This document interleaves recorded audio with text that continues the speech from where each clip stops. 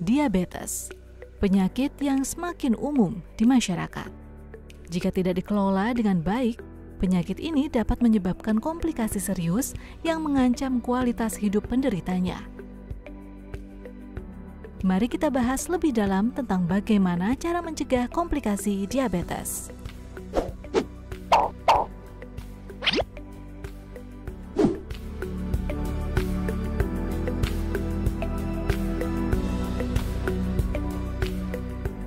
Sebenarnya penyakit diabetes mellitus itu merupakan suatu penyakit metabolik di mana dia dengan karakteristik hiperglikemi atau kenaikan kadar gula darah yang seringkali ini diakibatkan oleh kelainan dari insulinnya ataupun dari sekresi insulin di pankreasnya. Gitu. Untuk diabetes mellitus itu ada beberapa tipe ya. Untuk yang tipe pertama itu biasanya dia bersifat absolut. Jadi untuk kelainan pada insulinnya ini bersifat absolut dan seringkali muncul pada anak-anak. Jadi di bawah usia 18 tahun. Kemudian untuk yang tipe kedua ini yang sering terjadi pada masyarakat, terutama di Indonesia, ini bervariasi mulai dari dia kelainan insulinnya itu resisten insulin atau hingga menjadi kelainan dari ekresi insulinnya gitu. Kemudian ada juga diabetes pada ibu hamil atau yang sering kita sebut dengan diabetes gestasional, di mana diabetes ini terjadi pada trimester kedua dan ketiga, padahal ibu hamil ini sebelumnya tidak ada diabetes gitu. Kemudian ada juga yang tipe terakhir, diabetes yang disebabkan oleh penyakit lain, seperti misalkan dia punya semacam penyakit pada pankreas seperti kistik pankreas, atau terjadi karena dia mengkonsumsi obat-obatan seperti obat-obatan HIV gitu.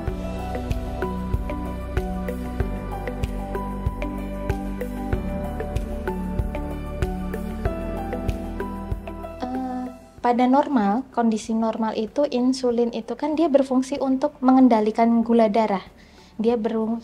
Ketika kita ada glukosa masuk, dia akan berusaha untuk menurunkan kadar gula dalam darah, baik itu di pembuluh darah, kemudian di hepar atau liver, kemudian di sel-sel otot, kemudian di jaringan lemak.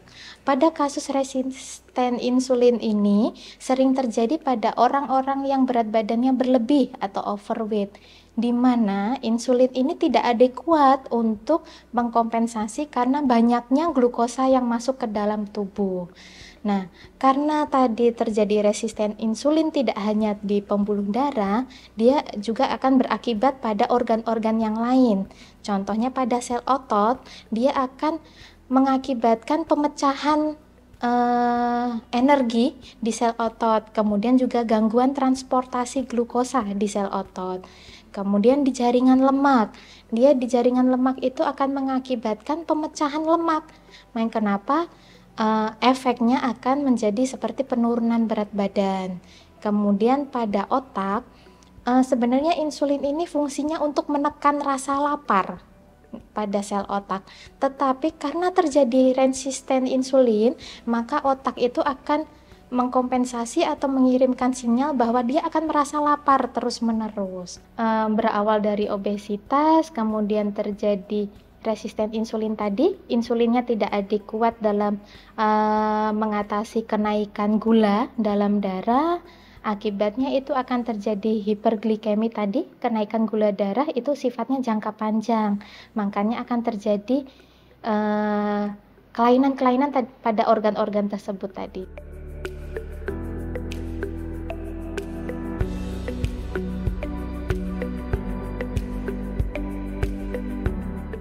Seringkali diabetes mellitus itu, terutama yang tipe 2, ditemukan ketika sudah ada tanda-tanda seperti sering kencing atau sering kita sebut sebagai poliuria. Ini terasa sering kencingnya terutama di malam hari, kemudian polidipsi, sering merasa haus, kemudian polifagi atau dia merasa yang cepat lapar. gitu. Kemudian karena tadi salah satu efek dari resisten insulin dia juga bekerja di jaringan lemak dan otot, akan ada penurunan berat badan. Nah, itu yang seringkali orang-orang tidak menyadari tanda-tanda tersebut.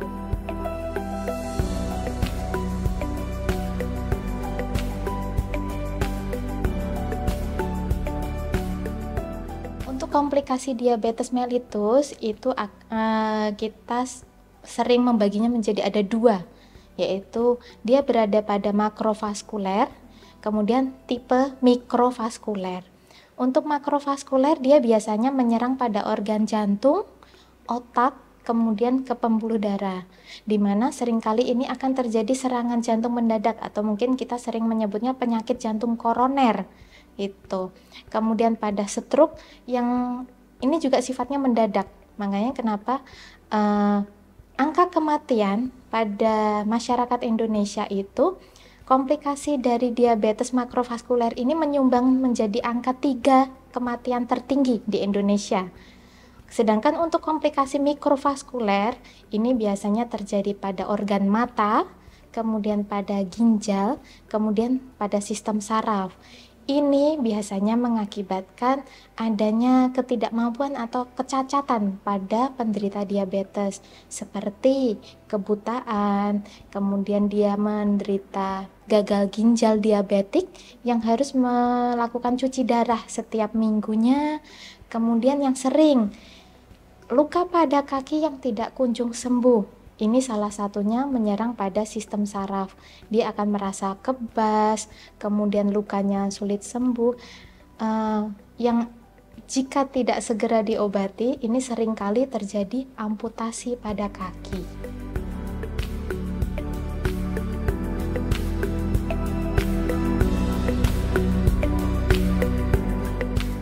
Untuk penderita diabetes sebenarnya dia harus menerapkan 3J. 3J itu apa saja? Yang pertama jadwal makan. Jadi untuk penderita diabetes tidak bisa melakukan diet ekstrim, harus memenuhi jadwal makan. 3 kali makan besar, kemudian diselingi oleh 2 kali makan kecil.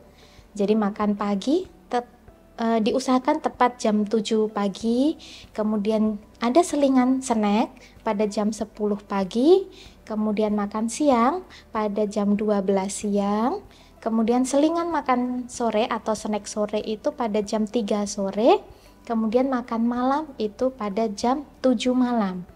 Kenapa harus memenuhi jadwal? Agar gula darahnya itu stabil, tidak naik turun. Karena ketika naik turun akan mengakibatkan komplikasi itu gampang terjadi. Kemudian J yang kedua itu adalah jumlah. Untuk jumlah makanan yang dikonsumsi oleh penderita diabetes, sebaiknya berkonsultasi dengan tenaga kesehatan yang terkait, bisa pada dokter umum atau dokter keluarga, kemudian pada tenaga ahli gizi. Ya, jadi karena jumlah makan itu ditentukan oleh jenis kelamin, kemudian usia, kemudian aktivitas yang sering dilakukan oleh penderita diabetes tersebut. Kemudian J yang ketiga adalah jenis makanannya itu harus diperhatikan. Karena penderita diabetes mellitus itu harus tetap memenuhi kebutuhan nutrisi. Jadi karbohidrat harus tetap ada sesuai dengan porsinya tadi. Kemudian jenis protein yang baik bagi penderita diabetes contohnya ikan, kemudian daging ayam tanpa kulit, kemudian daging merah tanpa lemak juga, kemudian seperti cumi, udang itu masih baik.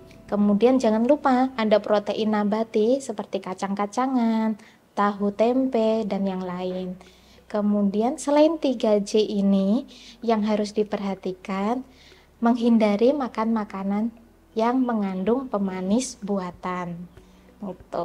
Selain pada penderita diabetes, karena juga kita harus mencegah terjadinya komplikasi, harus juga membatasi jumlah dari garam. Contohnya pada konsumsi garam dapur itu tidak diperbolehkan banyak-banyak.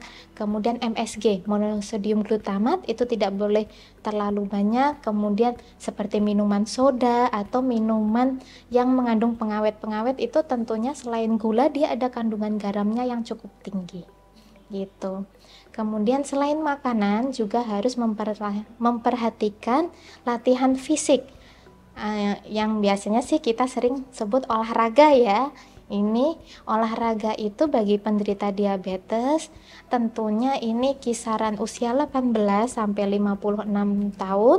Ini yang pertama, dia harus melakukan latihan fisik atau olahraga itu 3 sampai 5 kali dalam seminggu dengan jumlah jam 150 menit dalam seminggu. Kemudian itu baiknya ya. Kemudian yang kedua, antar latihan fisik atau olahraga itu tidak boleh dijeda lebih dari 2 hari. Jadi misalkan kita hari Senin berolahraga, hari Selasa kita istirahat, hari Rabu kita sudah olahraga kembali.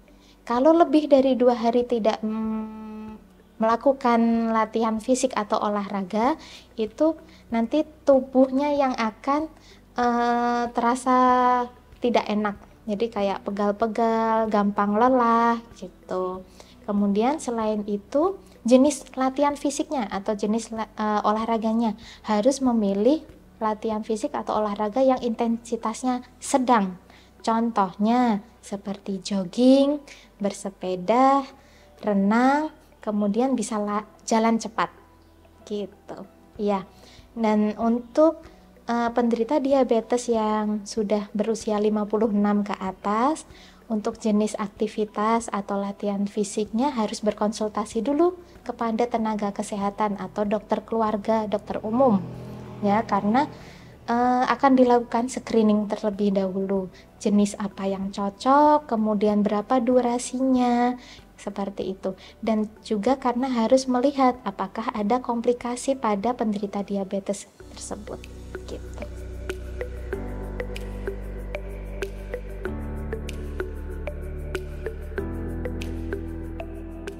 Pesannya itu sebenarnya mencangkup semuanya ya.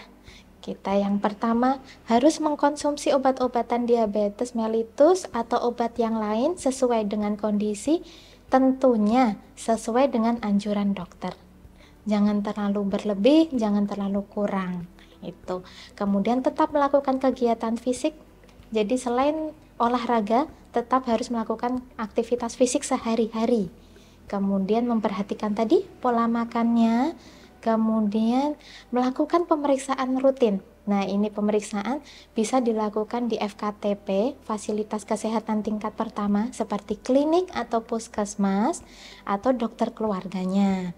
Kemudian juga berpikiran positif tetap harus, karena apa yang kita pikirkan itu akan menjadi semangat ya, atau menjadi pemikiran kita.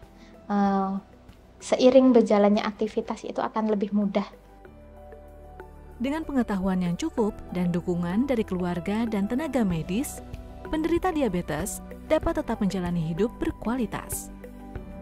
Ingat, kontrol gula darah secara teratur, konsumsi obat sesuai anjuran dokter, dan jalani gaya hidup sehat adalah kunci untuk mencegah komplikasi diabetes.